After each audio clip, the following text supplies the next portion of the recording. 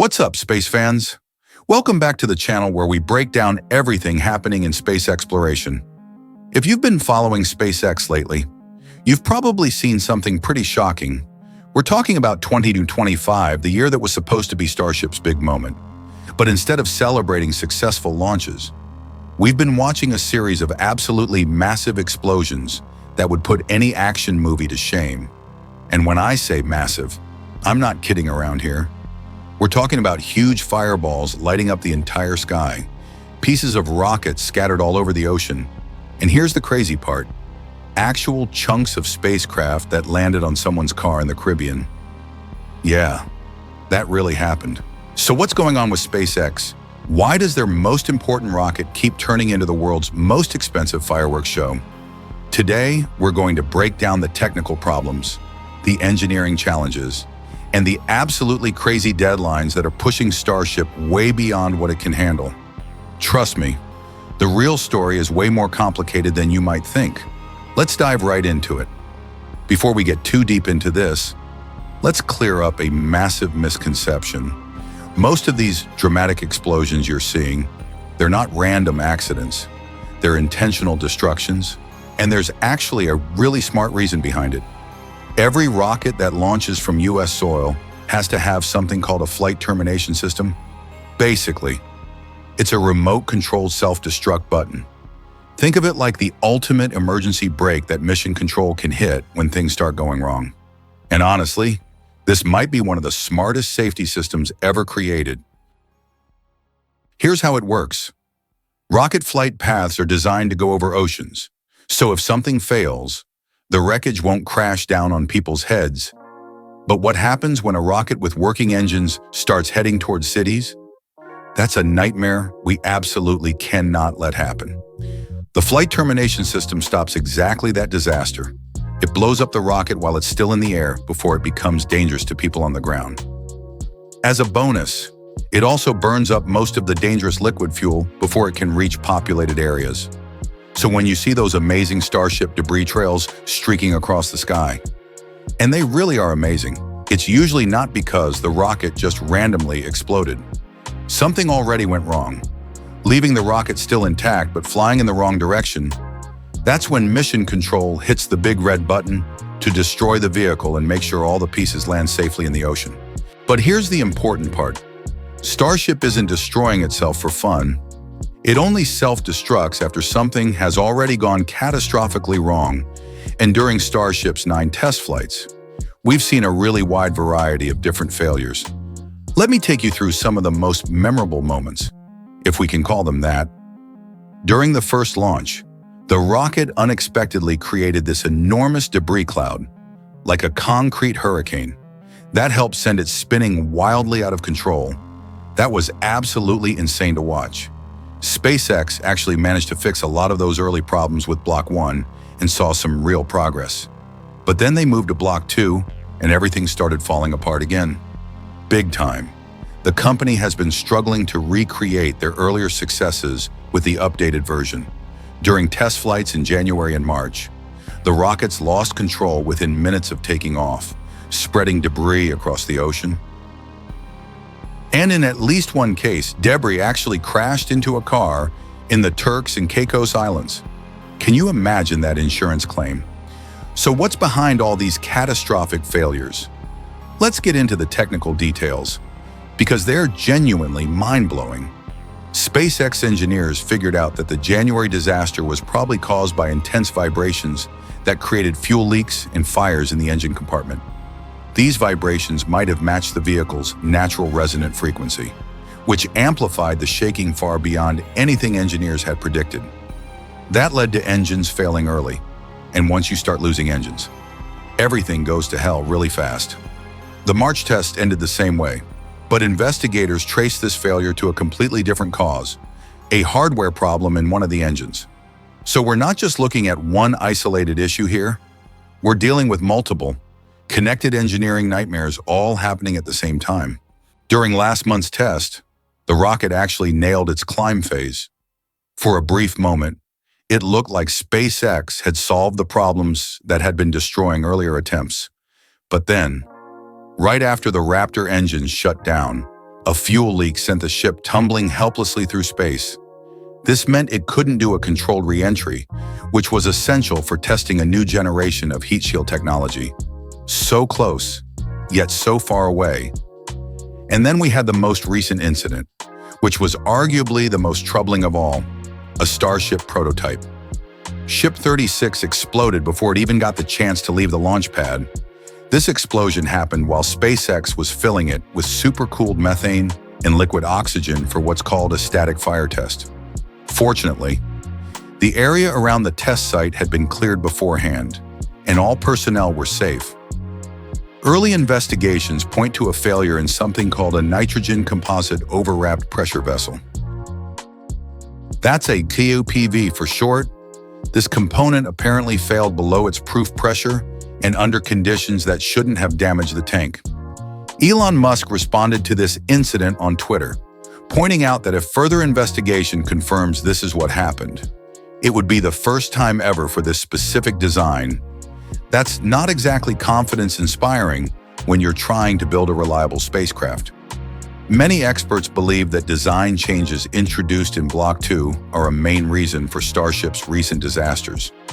The new version is slightly taller than the vehicle SpaceX flew in 2023 and 2024, and it includes some major engineering overhauls. The improved heat shield is designed to better survive the brutal heat of atmospheric re-entry. To enable longer missions, SpaceX actually gave up some cargo space to increase the fuel tank capacity by 25%. That sounds great in theory, but it's created some unexpected problems. One of the most dramatic updates is the redesigned fuel delivery system. Instead of a single pipeline carrying methane fuel to the ship's 3 vacuum-optimized Raptor engines, Block 2 uses 4 separate pipelines, 3 dedicated methane feed lines, 1 for each engine, and a 4th for other systems. This allows much more precise control of pressure and fuel flow to each engine individually. While this precision can improve efficiency and engine management, it also eliminates something called the multi-engine dampening effect that existed in earlier designs. And that change might bring some serious unintended consequences. Longer and more isolated feed lines can increase the risk of something called pogo oscillations. These are a type of self-reinforcing vibration that has historically plagued liquid-fueled rockets. By isolating each engine on its own dedicated pipeline, SpaceX may have accidentally created conditions where pogo behavior, which was previously controlled by the shared system, can now develop and get worse. It's like the difference between 3 people trying to rock a boat together versus each person rocking their own section independently. Another theory is that in optimizing Starship for Block 2, SpaceX may have removed or lightened some structural components to reduce mass. The first generation of Starship wasn't built for maximum cargo capacity. Its main goal was simple reach orbit and return safely. Block 1 was essentially a proof of concept, a version built to show that Starship could fly and potentially be reused. It was heavier than optimal, used earlier versions of the Raptor engines, and wasn't optimized for efficiency. Now with Block 2, SpaceX is trying to get much closer to the ambitious payload performance they envision for future missions. But here's the challenge: how do you scale up the vehicle, increase fuel capacity, and improve efficiency while still relying on the same 6 engines? One possibility is that SpaceX is being forced to remove every possible ounce of excess weight, pushing the engines closer to their operational limits during launch. The downside is that this makes the rocket more fragile and more susceptible to engine overheating, structural stress, and vibration, a combination that can easily trigger failure. Now, whether all of these setbacks qualify as failures depends on your perspective. This is engineering, where broken prototypes are often a necessary step toward a reliable design. What makes SpaceX's approach seem unusual to many people is that it differs from the traditional model of rocket development. Historically, space agencies like NASA and established aerospace companies like United Launch Alliance have moved slowly and carefully. They typically delay live testing until they're confident the rocket will perform as expected. That remains true today. As we can see with NASA's Space Launch System, which has been in development for over a decade. Traditional programs are designed to avoid public failure. Their philosophy is to take as much time as necessary to ensure success. SpaceX, however, follows a completely different approach. The company embraces a high-speed, iterative process that learns from failure. This methodology has played a crucial role in its rapid advancement, allowing it to achieve milestones like the reusable Falcon 9 in a fraction of the time it has taken others.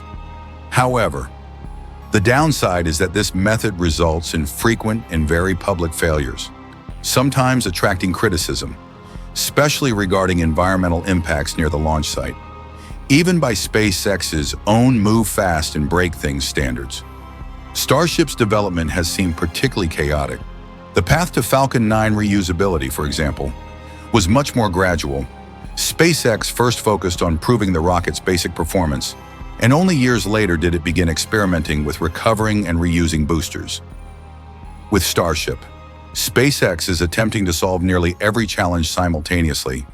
It's developing a brand new rocket with new engines and trying to make it fully reusable from day one. That is an extraordinarily difficult engineering problem. The Raptor engines that power Starship are a major part of that challenge. Each vehicle uses 33 of them, tightly packed and firing together, which creates a host of technical hurdles related to vibration, synchronization, and thermal management. Imagine trying to coordinate 33 high-performance engines, each generating massive amounts of thrust, all while managing fuel flow, temperature, vibration, and a dozen other variables. It's like conducting an orchestra where every musician is playing a different instrument at maximum volume. So why is SpaceX pushing so aggressively and so rapidly? The answer lies in Elon Musk's long-term vision. He is completely focused on getting to Mars, and he wants to do it soon. While it's theoretically possible to attempt a Mars mission using existing rockets like the Falcon 9, the sheer volume of equipment, cargo, and crew required makes that approach inefficient and extremely expensive. To make Mars missions even remotely feasible, both financially and logistically, you need to be able to transport massive payloads in a single launch. When SpaceX CEO Elon Musk spoke to employees at the company's South Texas facility in late May, he rekindled excitement for his long-standing dream to send humans to Mars. He outlined a bold, though uncertain, timeline. The next optimal launch window to Mars opens in late 2026, when the interplanetary travel time shortens from over a year to roughly 6 to 9 months. Musk said SpaceX aims to capitalize on that window by sending up to 5 uncrewed Starship vehicles, each loaded with cargo, to the Red Planet. But he was also pretty honest about the chances, suggesting there's only a 50-50 probability that even one Starship will reach Mars in 2026.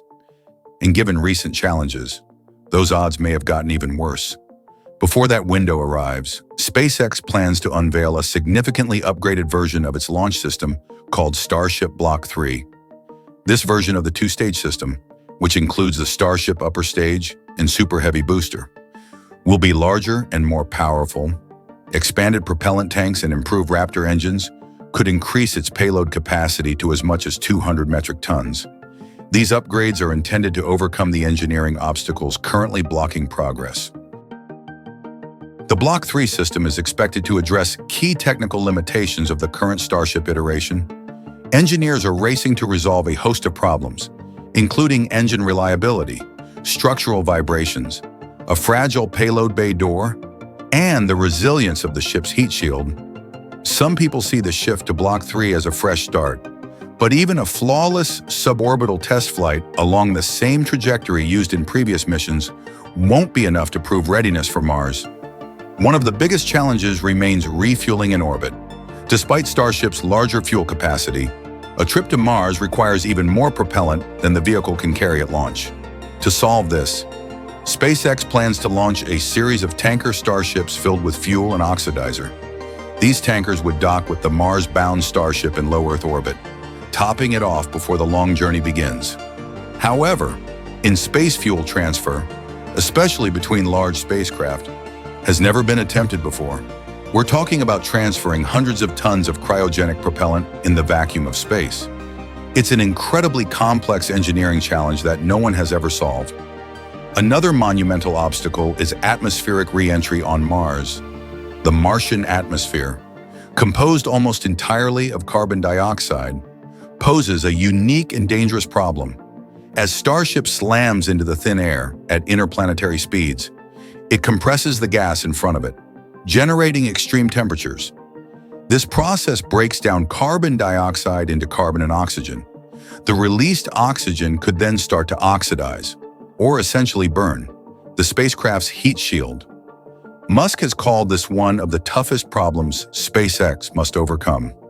No one has ever developed a truly reusable orbital heat shield, as Musk said in May. That is extremely difficult to do. So where does this leave us? SpaceX is essentially trying to solve multiple impossible problems simultaneously while working under an incredibly aggressive timeline. They're developing new engines, new manufacturing techniques, new refueling systems, new heat shields, and new landing systems all at the same time. The recent explosions and failures aren't just random bad luck. They're symptoms of pushing the absolute boundaries of what's technically possible. Every failure teaches them something new, but it also highlights just how many variables they're trying to control. The 2026 Mars launch window is rapidly approaching, and based on current progress, it seems increasingly unlikely that SpaceX will be ready. But that doesn't mean they're giving up. This is a company that thrives on seemingly impossible challenges. The question isn't really whether SpaceX will eventually succeed.